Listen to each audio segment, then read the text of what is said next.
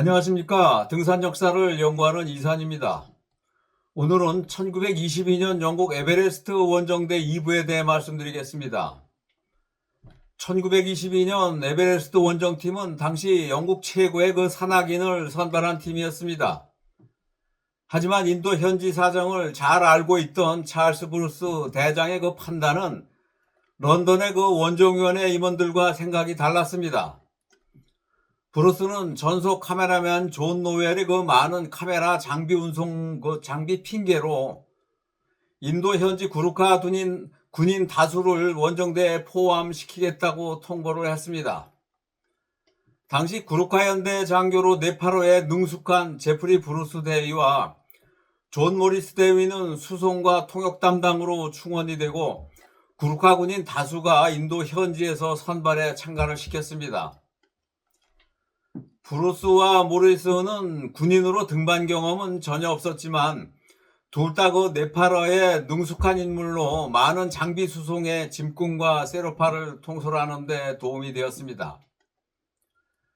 제프리 브루스는 2차 공격조에서 조지 핀치와 최초로 산소통을 사용해 8,190m까지 올라갔었던 군인으로 고소 등반에 많은 역할을 했습니다. 대원 선발 과정에서 원종위원회 총무이사인 아서 힌크스는 1921년 에베레스트 정찰 원정에서 돌아온 조지 멜러리를 만나 1922년 에베레스트 원정에 다시 참가해달라고 부탁을 했습니다. 하지만 멜러리는 힌크스한테 에베레스트를 공격하려면 최고의 인류 산악인 8명 이상과 세르파 짐꾼 등 필요한 장비를 충분히 갖출 수 없다면 참가하고 싶지 않다고 통보를 했습니다. 한편 원정위원회 존 퍼시파라는 대원들 등산복에 관심을 가지고 바람막이, 가죽조끼, 보온 옷에 안감은 양모를 넣은 등산복을 만들어 지급했지만 보온의 별 효과를 보지 못했습니다. 등산하는 눈 속에서도 보온이 될 수 있게 많은 신경을 쓰고 아이젠드 듀랄리민으로 가벼운 재질로 제작해 대체 지급했습니다.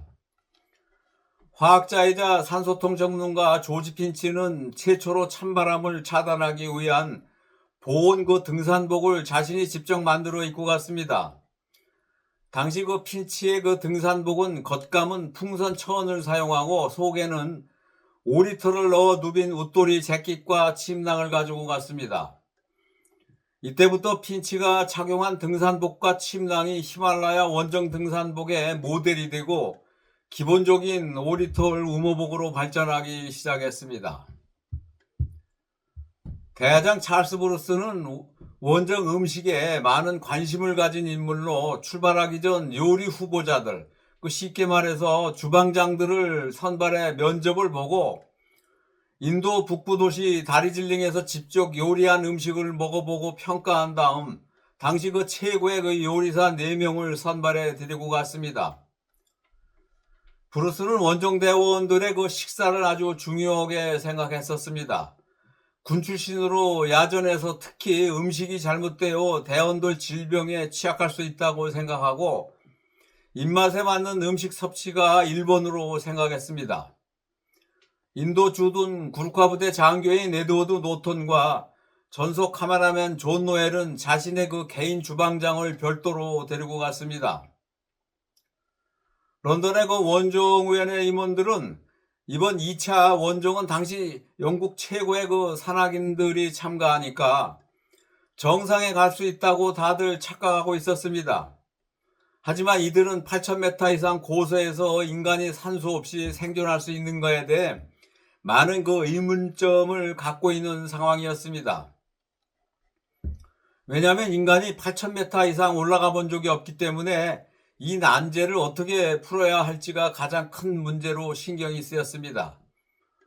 원정위원회 존 퍼시파라는 1921년 정찰 원정 때 제1차 세계대전 당시 영국 공군 조종사를 위해 산소 공급 시스템 장치를 개발한 옥스퍼드 대학 조지 드레이어 교수와 상의한 결과 화학자이며 등산가인 조지 핀치를 실험 대상으로 선정해 산소 사용 감압실에서 테스트도 다 해보고 시뮬레이션 연습도 해본 상태였습니다.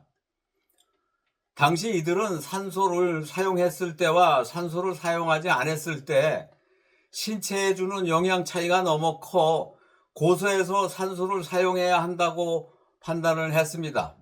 조지 핀치는 1921년 대원으로 선발되었다가 건강 이상 문제로 시비가 되어 탈락되었지만 이번 원정에 선발이 되었습니다. 조지 핀치는 호주 태생이지만은 대학은 스위스에서 화학물리를 공부하며 알프스에서 많은 고난도 등반을 한 인물로 당시 가장 뛰어난 실력 있는 등반가이자 화학자로 산소통 사용을 적극 추진한 산악인이었습니다.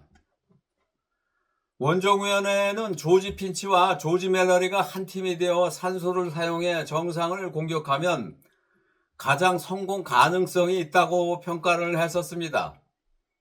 하지만 멜러리는 산소 사용을 거부한 산악인으로 핀치와 좋은 사이가 아니었습니다. 여하튼 1922년 원정대는 산소 사용을 위한 산소 장비 개발비로 400파운드 예산을 추가로 배정을 하고 산소 장비 무게가 15kg으로 7시간 사용이 가능하다고 했습니다.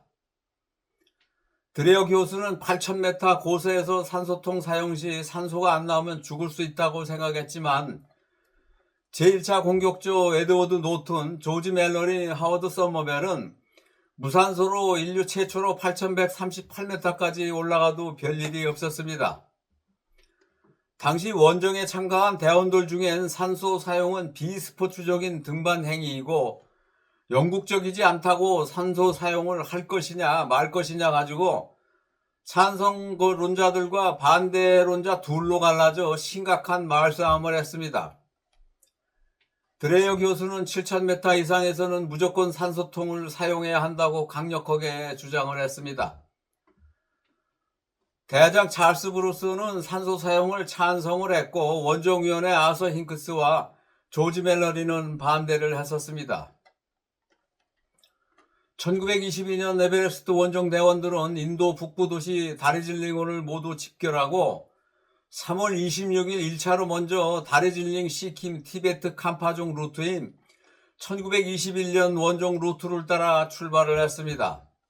총 대원 13명으로 산악인 8명, 인도 현지 수송과 통역을 담당한 구르카 장교 2명, 팀닥터 2명, 전문 카메라맨 1명, 구르카 병사 5명, 요리사, 세르파 40명, 그리고 현지 포터들과 짐꾼, 운송수단으로 야쿠아말 300마리를 데리고 티베트 캄파종을 향해 출발을 했습니다. 대원 모두 4월 7일 티베트의 파리종에서 합류하기로 결정을 했습니다.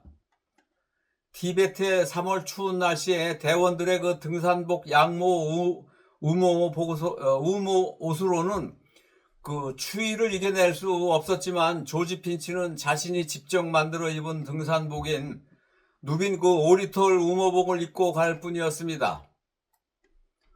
찰스 브루스 대장은 오랫동안 인도 북부에서 근무해 네팔어가 유창했습니다.